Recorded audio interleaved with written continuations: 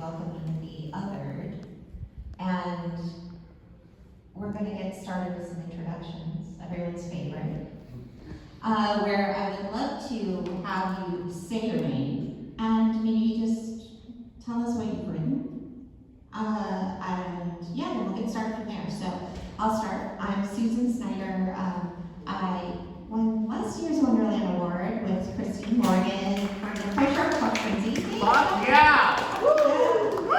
So that was amazing, and I'm a nominee for Best Collection this year for 10 Words from a Wicked Woman. And that's Magistar Press, both of those books. So yeah, so I'm gonna pass this mic and hit it. Hello, I'm Matthew J. Gleason. I'm a Bizarro writer, as you can probably guess. I'm a Bizarro horror writer. I write trash. My books include Cannibal Slugs 4, not a sequel, The Piss, and Ascula and Other Tales. And here you go. Hi, my name is Lucifer, and I am a bit of everything. I guess I'm a Bizarro, grim, dark, sort of horror fantasy writer. I guess it's the best way to put it. I write transgressive, weird shit. And am I doing this right? I don't know. Okay, cool. But yeah, your turn, right? Oh yeah, I wrote Children of the Wasteland. That's my book. Yes, well, I'm Riley Odell. I write Bizarro, of course. Also horror. Those are kind of my two main genres. I've also written a little bit of like science fiction and fantasy and stuff. Let's see. Well, my novella Shit, Love, and Burgers is up for the Wonderland Award this year. So that's pretty cool. I've also written my most recent release is kind of two books in one, Truck Off and Die and My Weird Nightmare Baby. That was published by Magnus Hart Press.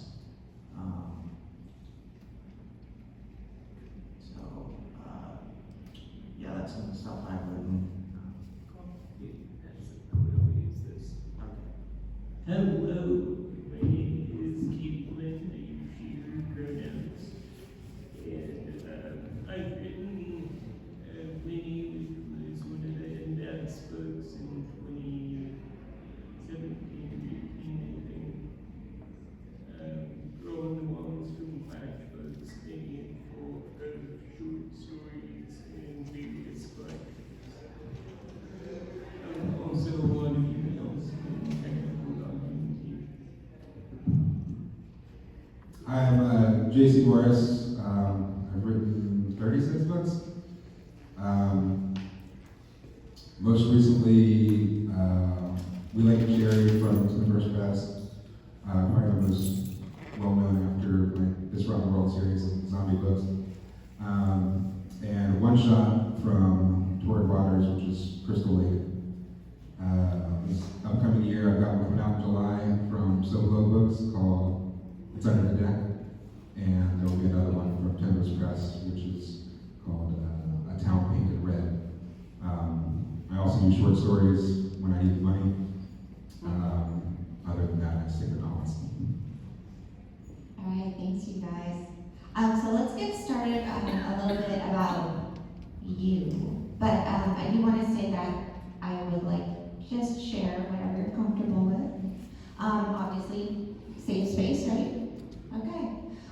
Share whatever you're comfortable with. But can you speak about the first time you dipped your toe into either Bizarro as a genre or as a community, and kind of what drew you in? Okay, well, there seems to be two parts to that question, which is when did you start writing Bizarro versus when did you start reading Bizarro? Because I feel like most of us have been writing Bizarro since we were kids.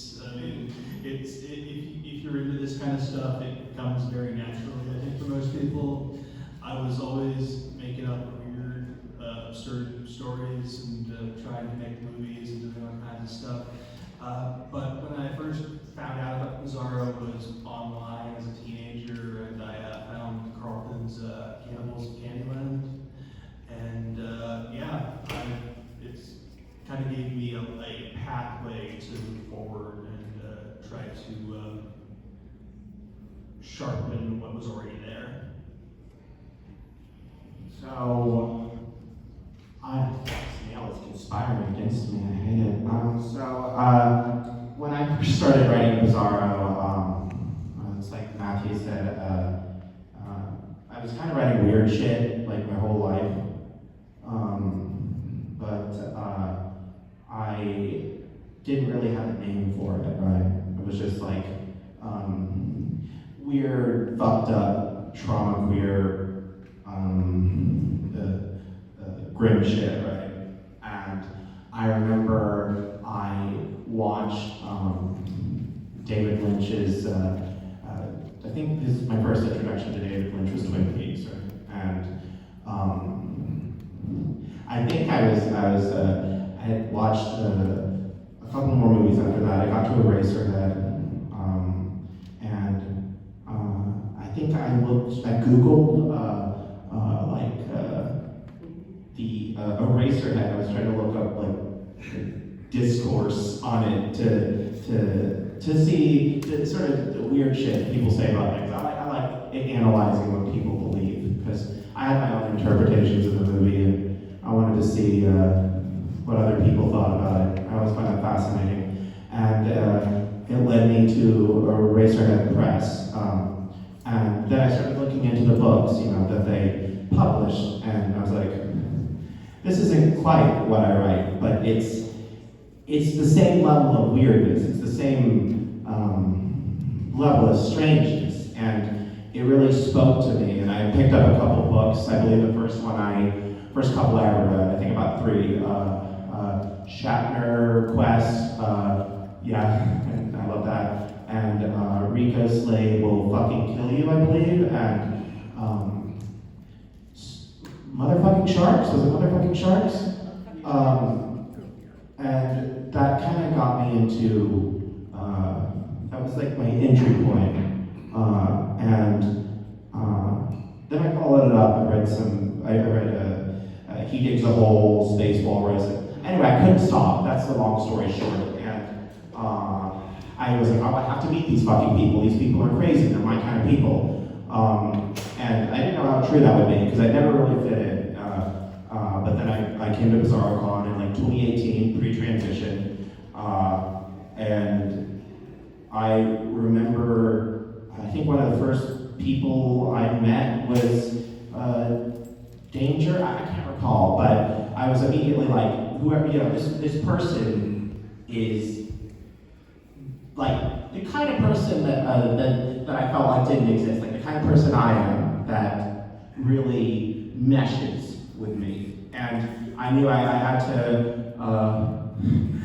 to keep hanging out with these people, no matter how much, no matter what I'm told, And I've been a part of that kind of community as much as I can be anyway, ever since.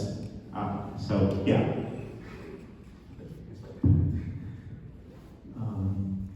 Well, I guess I'm pretty similar to the others here so far in the sense that, here's a mic.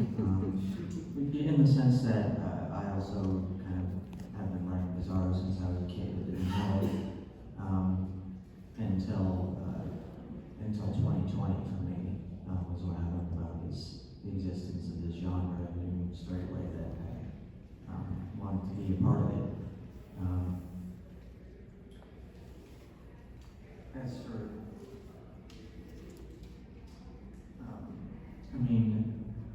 as for what about Bizarro appeals to me, I think as an autistic person, I can actually see the world differently than neurotypicals do. That's kind of the word we had for quote unquote normal brains.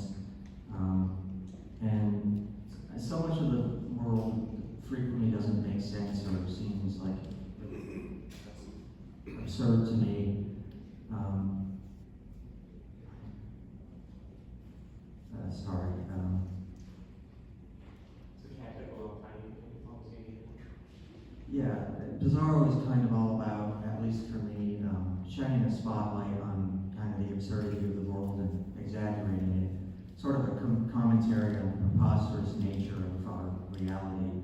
Also, it's just really entertaining.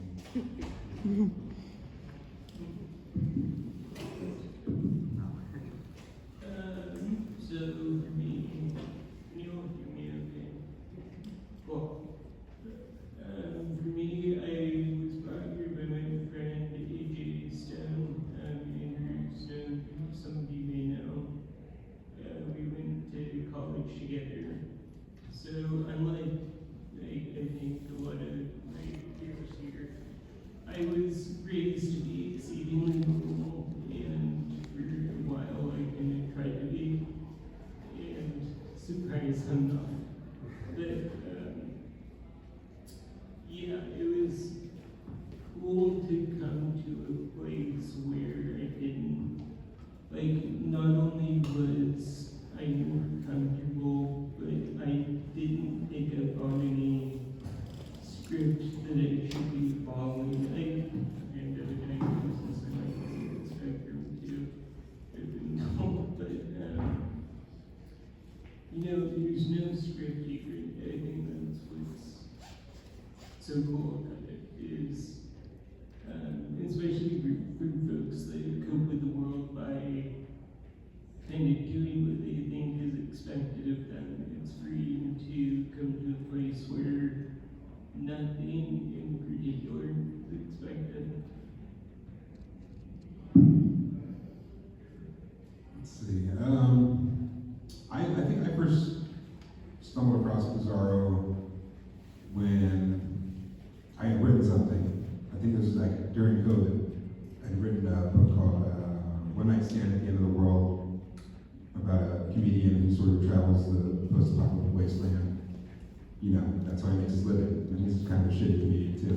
He doesn't make much of a living. And I was like, well, I got this book. It's pretty fucking good. I want to sell it somewhere. And then I found like Eraserhead, and they weren't taking anything. And so then I went into just this deep dive of what is this Bizarro? Like, oh shit, that's what I'm writing. That's what I've been writing. And then from there, I've always been writing. I remember in middle school I had like a 50-page book about fucking sentient nachos. And it was just like in space for some reason. So it's just always been a part of me, and I'm like, cool, there's a community out there that already exists. I don't have to do this from scratch. And so I think my first BizarroCon was in Astoria. And as far as like my own otherness, like I'm indigenous. I'm basically the only one of me everywhere I go. So I'm a constant observer of other people, other cultures. But I think it helps me as a writer, so that's great. Thank you guys. I found one that works. For now. So don't suck too hard.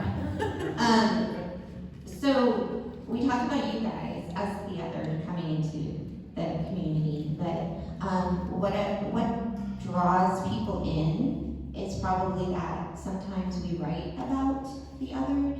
So have any of you written about a marginalized community, whether it's your own or another?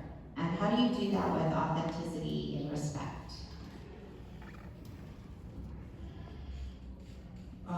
Yeah, I tend to populate my worlds with very diverse people, especially when it comes to human sexuality and gender.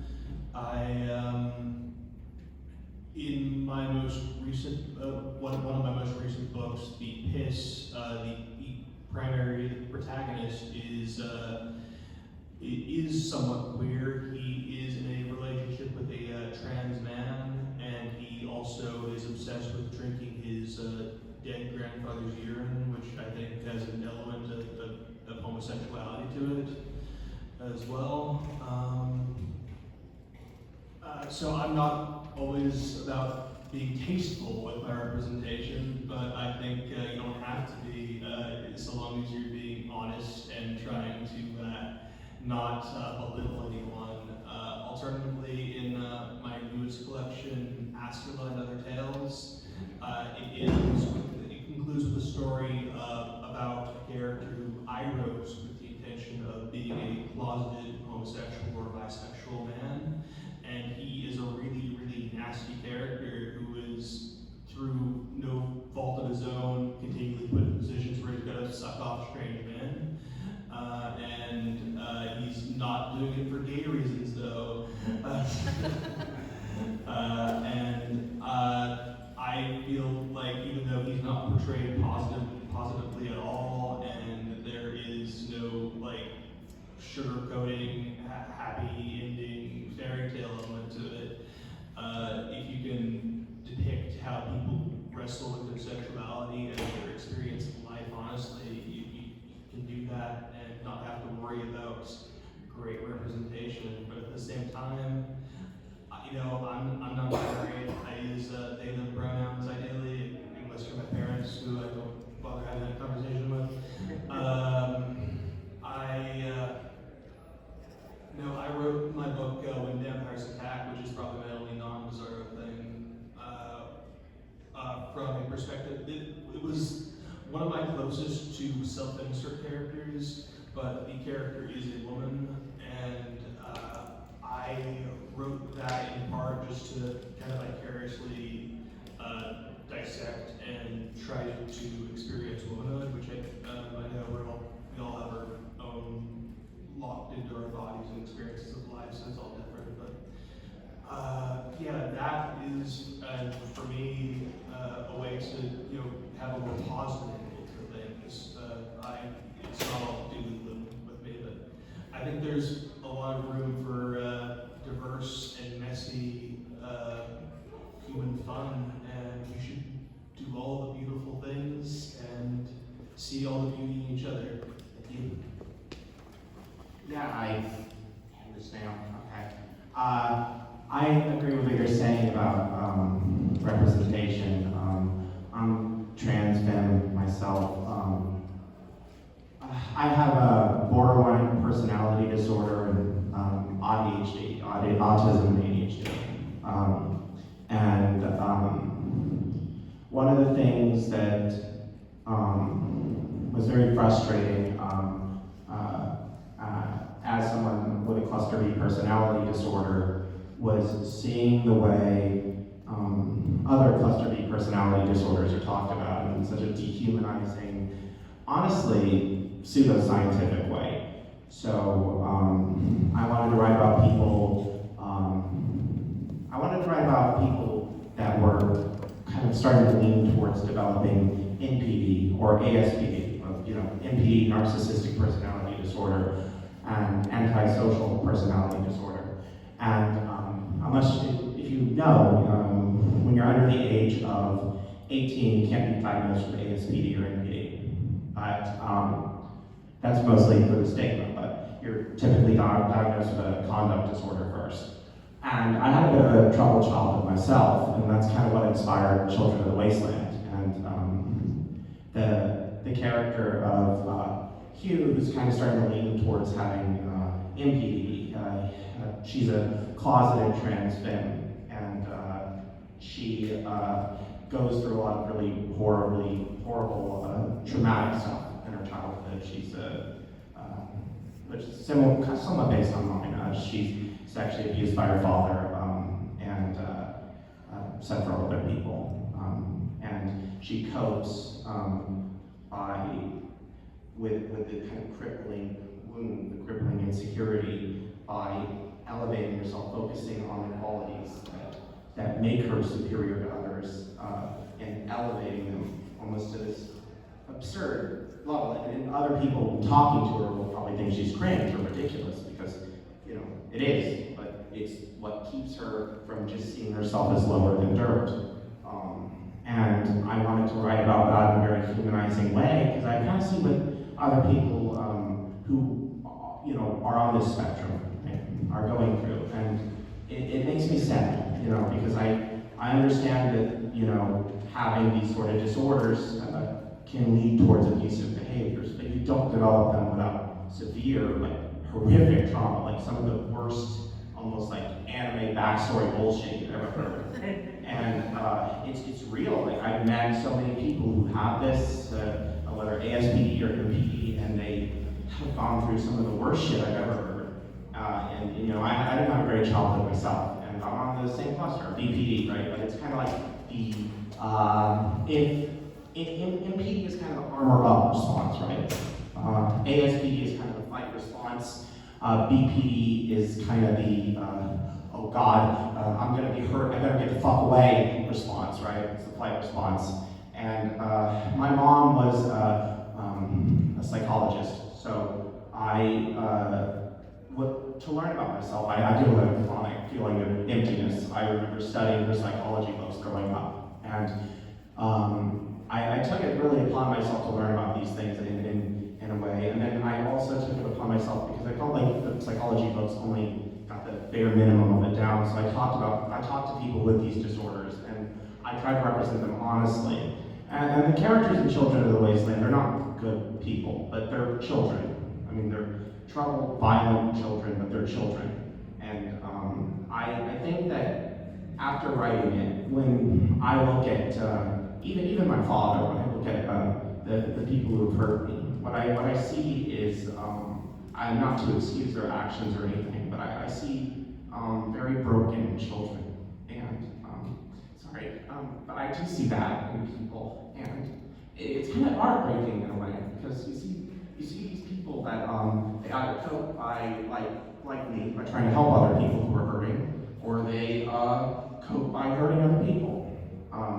And my characters do choose the latter, but I'd like to think maybe there's a shot for them to better their lives and become better people somewhere along the way. We'll see what happens. The characters are also, you know, he was trans femme, and his love interest is a kind of gender fluid, flamboyant guy, and I think almost all of my characters are queer. And usually if they're like cis het and really like heteronormative, they get killed off fast because they get bored with them. So, you know, I'd say the diversity is kind of compulsive, you know, if that makes sense. But yeah, I'm sorry. Here.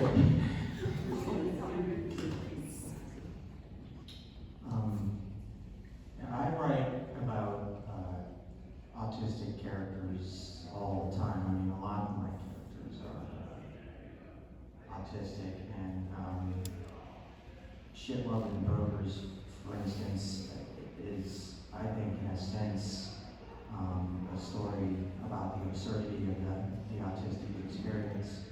The protagonist has this condition which, along with other various common symptoms of autism, he has this condition where he basically shits fully cooked hamburger patties, and it's kind of, well, it's me taking all those jokes that people used to make about the now defunct Asperger's syndrome, and not a diagnosis that's used anymore, but it's me basically being like, well, this is my joke now. You know, no one gets to make fun of me but me. And okay, so basically he ends up getting a job working at a burger restaurant, like a fast food restaurant, where this sadistic CEO is like convinced that burgers basically taste better if they've come out of somebody's anus. So you can see how, you know, he is able to fit in at this restaurant. But the whole story is just about him sort of getting hit with this endless barrage of insanity, and that's sort of what life as an autistic person is just like sometimes. Anyway, as far as writing stories about people in marginalized communities with respect, you know, if you're not a member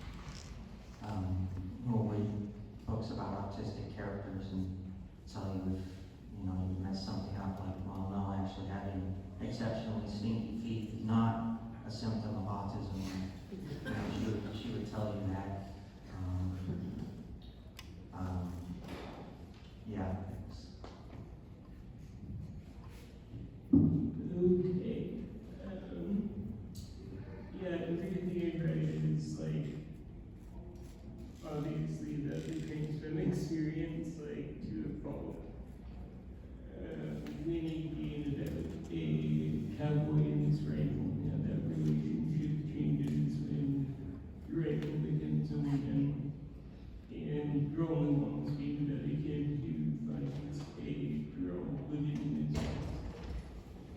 So I think the answer is resounding yes, but also something I want to move past is I think we all have an opportunity to learn and represent things that we aren't, and also to step back and give space to writers that are not. So, yeah.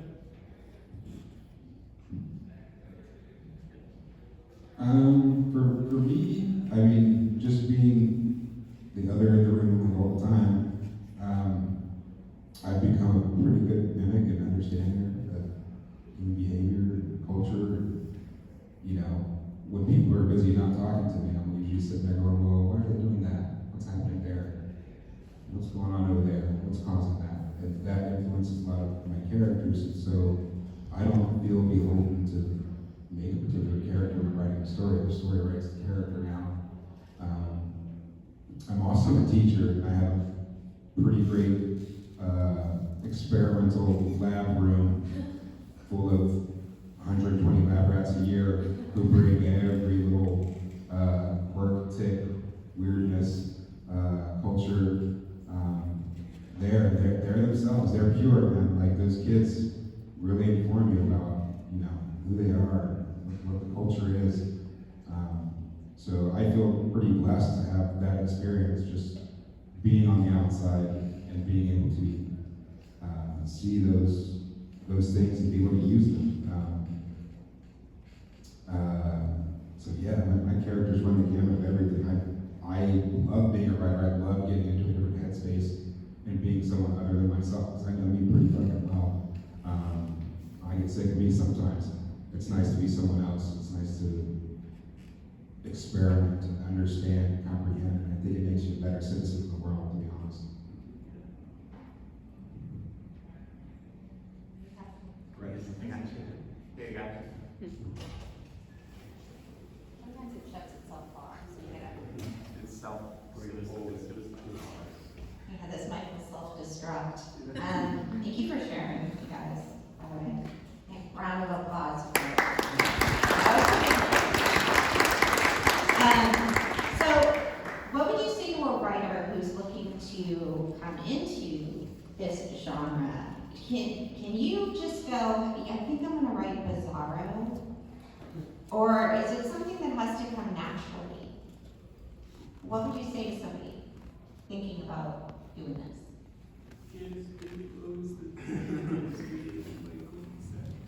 Value can just do that. You know what, start down there. Yes, you just do that. Yeah, we can switch it. This is like the one where I'm like, I kind of need a minute to think about it at the end. Too bad. Yeah, it's fine. All right. My initial reaction was, I don't think you can just start doing it. I really don't. I think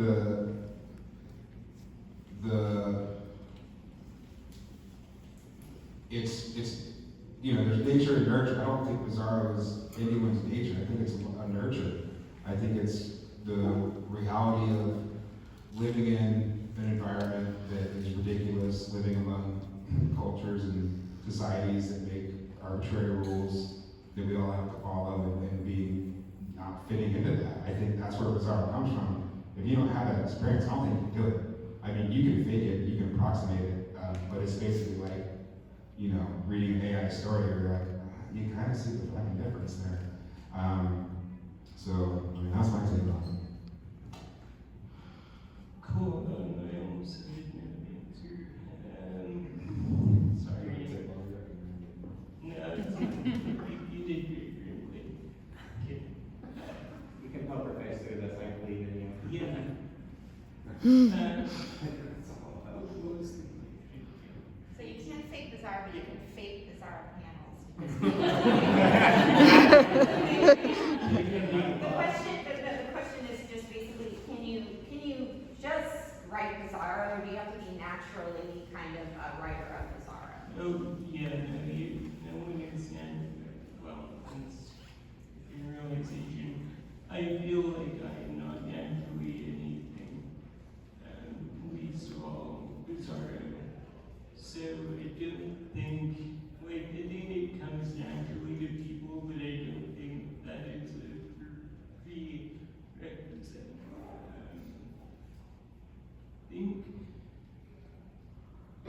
most important thing is understanding yourself and your intention and why you're writing.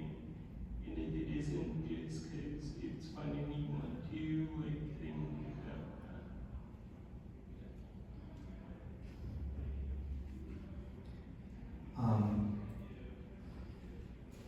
I mean, Bizarro fiction, I guess, has come naturally to me. But I don't think that's, I think anything can be learned. I would say to someone, if they've never written Bizarro before and they're interested in it, I would say to them,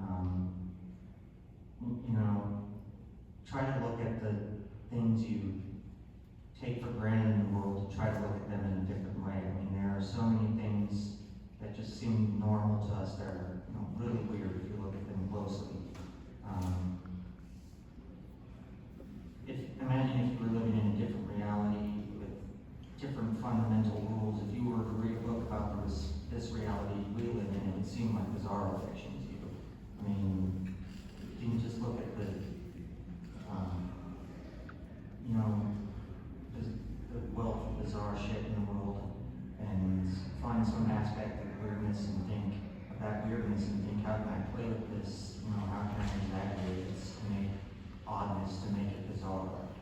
I think that would be how I would suggest someone start if they were interested in getting into this.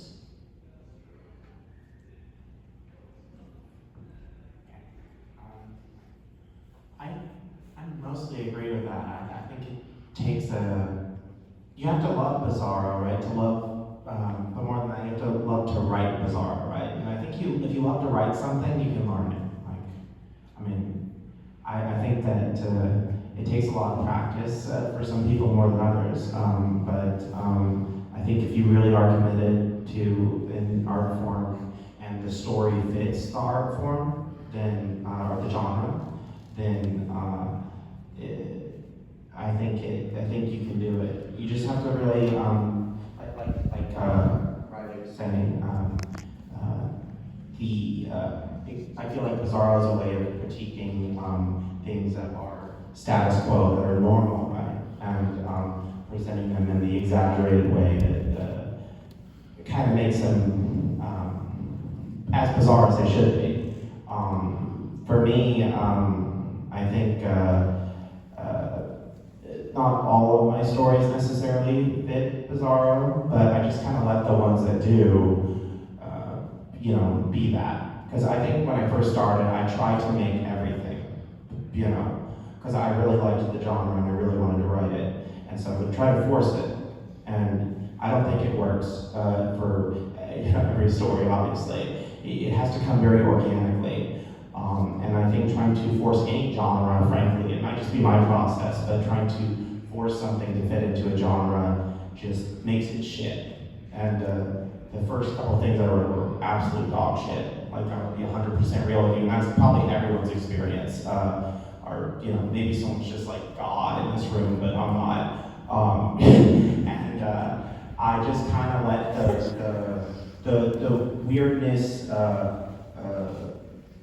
that is real and that speaks to me, I let that flow out, no matter how fucking batshit crazy it is, I let that out. And then the stuff that I feel needs to be more grounded and normal, I just let that speak. And so I just let whatever my brain is telling me, whatever the characters are doing and whatever the world is doing in my head, I let it speak. And you just gotta keep it real. I mean, like, that's really all it is. And as long as if you care about it, if you're writing the right story for it, you can do it. Absolutely. Like, I just feel like, I feel like that it just has to be something you're passionate about. It has to be authentic, because if you don't care about it, like, then why are you even writing it, But yeah, no, I believe everyone can, and I believe that it just takes practice, just like writing anything, really, and you just have to have a good idea that fits. Yeah, sorry. I don't know shit about DJing, but I figure it's like DJing. So, imagine you have never heard music before, and you suddenly you discover what music is, and then you're like, being a DJ, that'd be a pretty cool job, right? I can get party drugs and whatnot. And the thing is, if you're asking the question, can I just start being a DJ? The answer is no. And in the same vein, can you just start doing Bizarro?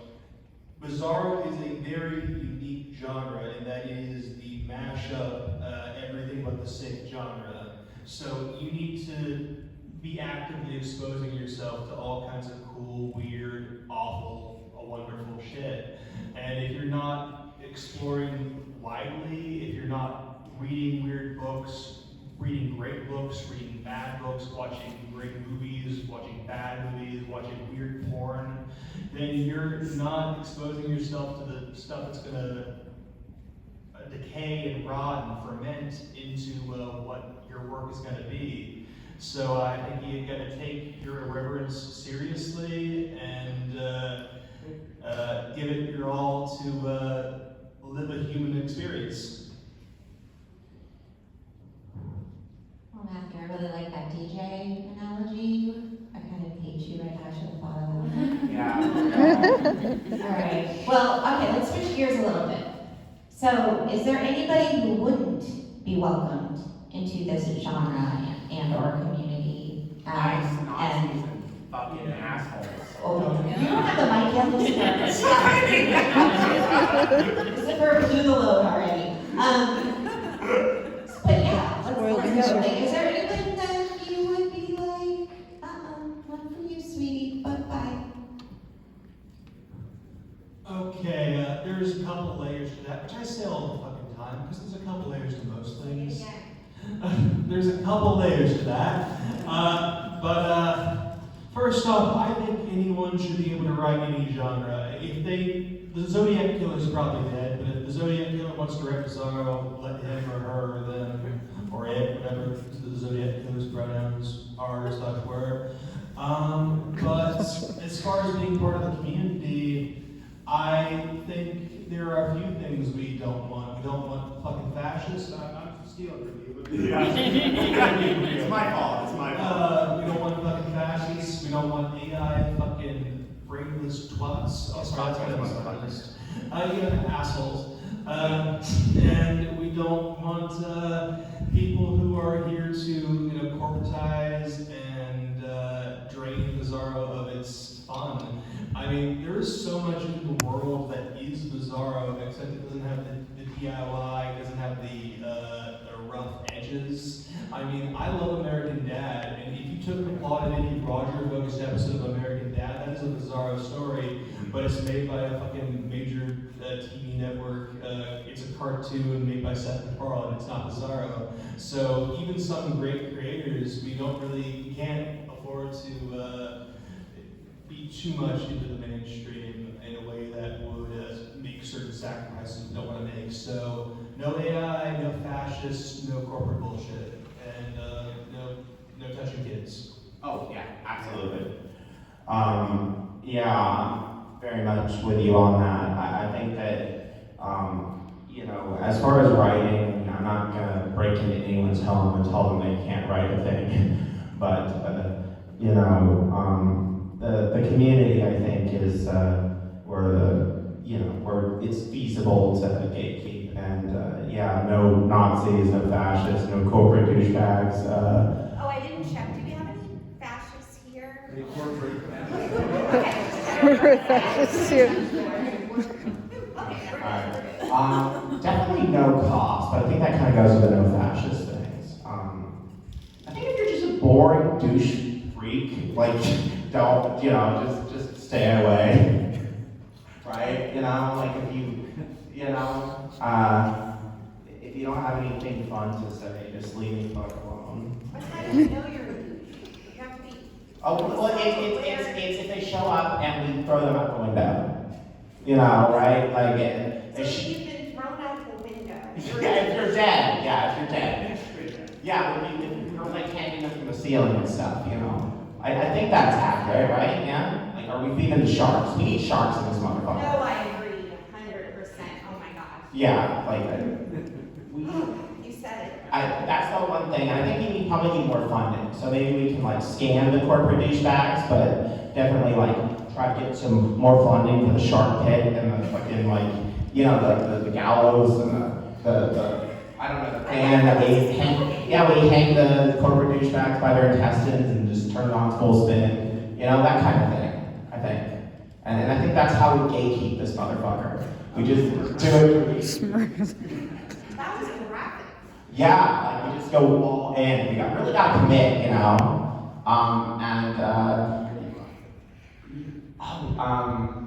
No fucking turfs. Fuck those motherfuckers. Oh my god, dude. If I saw J.K. Rowling and this motherfucker, I think she's going on the death ban. Like I'm being 100%. You know, we'll figure something out creative for her because you know she's But oh, dude, we gotta put her in a moat. We gotta gator mode, and we got like really slowly, dramatically lower people into it. Like it has to be really ridiculous, and that's how we do it, guys. That's how we do it. Okay, Here you go. thank you. Let's focus more on and less of how we're going to dispose of that. I think Lucifer covered the gamut. Yeah. I don't think I really have anything to add. I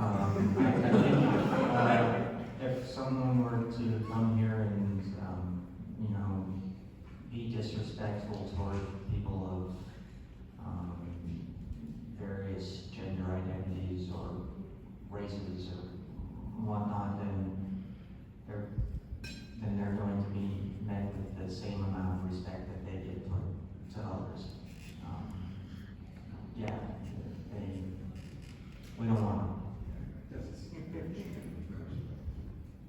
I think that we did say we don't want people that mean us harm. I think Bizarro is a positive community, and The gayest genre.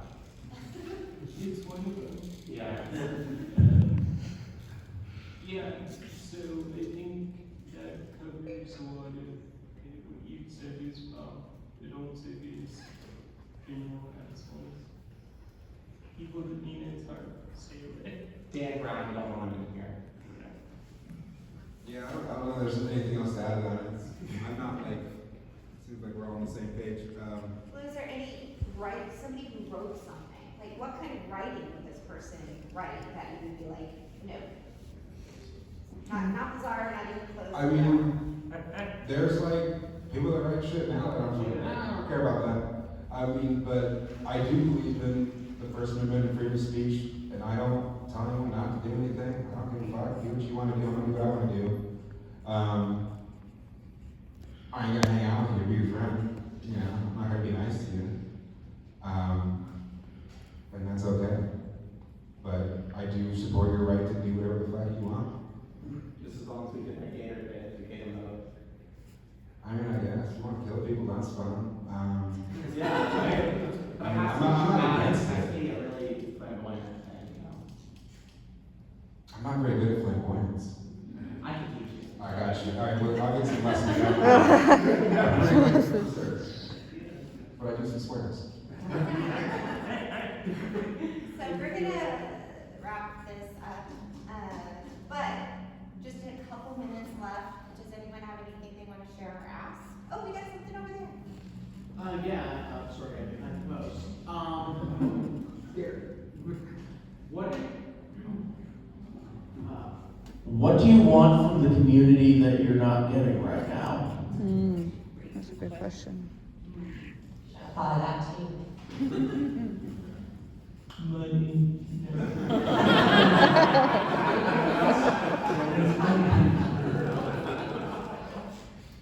I mean, for me, I would like to see a little more diversity in this group, to be honest. Yes.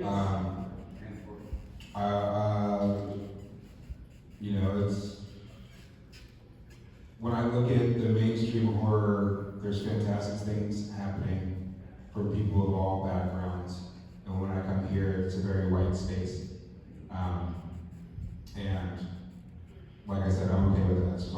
spirit saying this, but I do think that the image and the picture of it that goes out online is this is not a space for people of color. And that's unfortunate because it is a space for people of color. Everyone is very welcoming, very nice. I think, you know, I would love to see more, because I mean, the variety you get makes Bizarro stronger the more there is, and it has a bigger chance to propagate and find more of our people. So actively recruiting people that, you know, would fit that bill would be fantastic. Yeah, similarly, I think just kind of, it's okay to question Bizarro, because if we don't do that, it won't grow. And, you know, like a lot of things that comes out of a source that is predominantly white and male. And, like, if we don't acknowledge that, it's not going to change. So there's going to need to acknowledge and question our roots.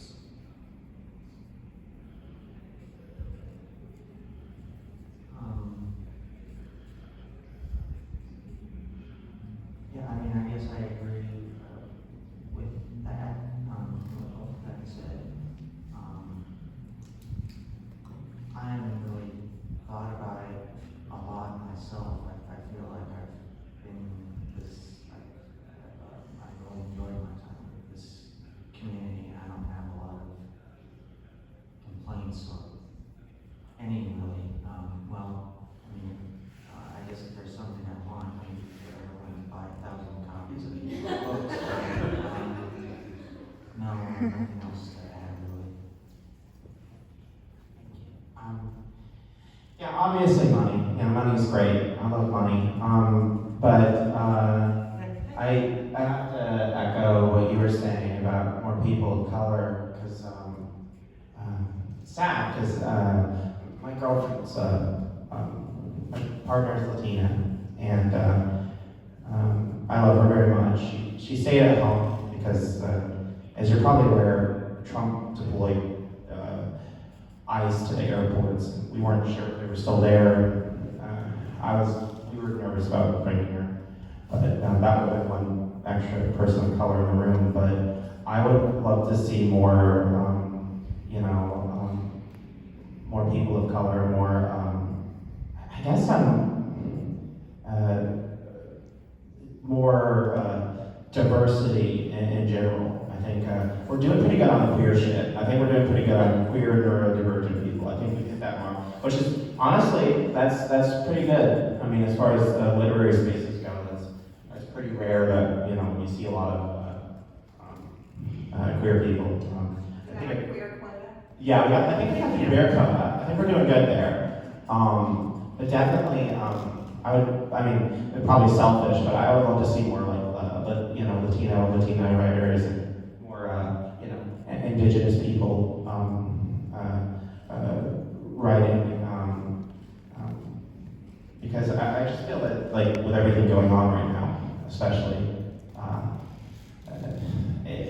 I'd like to hear the way, the bizarre way that they would articulate, kind of the absurdity of what's happening to them and to their communities.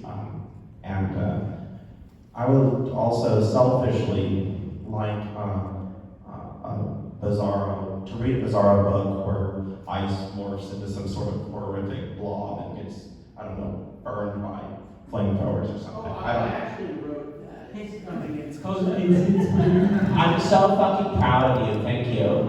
You're good, yeah, I would love more really angry Bizarro from people of color about these fucking fascist, racist pieces of shit. Fuck these motherfuckers, dude. It makes me so fucking mad, like, for real, just a little segue to the sentence. It makes me so mad, I can go to the fucking, public spaces without worry, but my goddamn mother-in-law right? She can't go to the fucking grocery store without bringing her fucking birth certificate. That's bullshit. That shit makes me so fucking angry, you know? And I would love to see more people of color getting to express their anger. Because my anger, you know, we've all heard white people's anger about it, right? But I want them to have that catharsis, you know? I want them to have that empowerment in the genre. Because, dude, fuck ICE, dude. Fuck ICE. Amen. As far as honestly, people have mostly said what I would say here, and what I'm going to add to this is way less important. So I will first off say I think to kind of to the side of the question being what would I like to change. I think another question that we should look at is what do we actually do to make that change happen. We need to actually reach out to people. It's so easy to say the scene should be more diverse, and then what do you do about that? Your marketing on Facebook are like 90% of your Facebook friends white, are more like 75% guys. I think we need to reach out, we need to read diversely, we need to recognize the bizarre when we see it. I said, you know, part of being Bizarro is, you know, engaging with the scene and recognizing that it is Bizarro. But, you know, you don't do that if you don't know what Bizarro is. So when you see an absurd writer doing wacky, original new things, especially if they're a person of color, if they are a minority in some way, if they are marginalized, I think the thing is to reach out to them, to say, I love your shit, I want to support you. Do you want to come to BizarroCon? Do you want to submit to this publisher, that publisher, this anthology? I think we should be starting anthologies that are specifically catered to minority Bizarro writers, because there's not a lot of that going on. And I think we should be more active in building this space. Now, as far as the other bullshit I was going to say, which is way less important than, you know, human beings.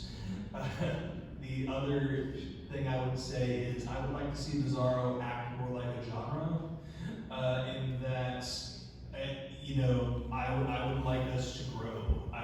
Which, you know, diversity is part of the growth, but we need to. I would like us to be more of a staple in the market, to be something that people are seeing as big as Splatterpunk. I know that's a big ask, but I think if we are all louder about this, do what you want with your marketing, but I put Bizarro first and foremost when I'm trying to sell my books.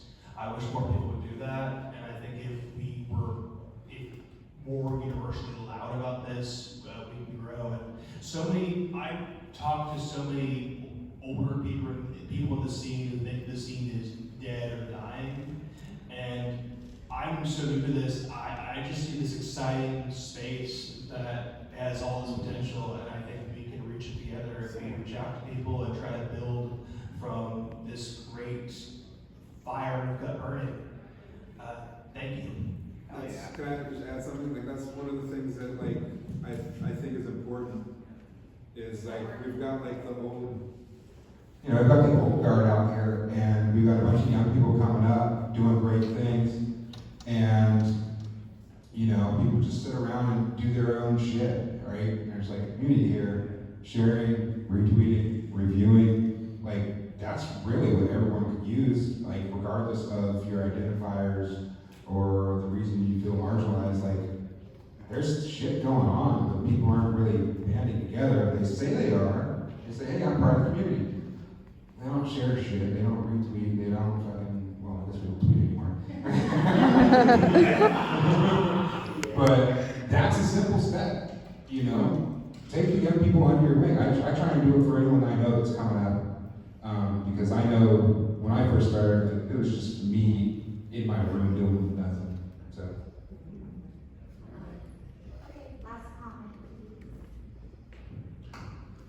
Just because I know this is being recorded, for posterity, I'm not only here because I'm a they, them, I'm also a freak and autistic. Thank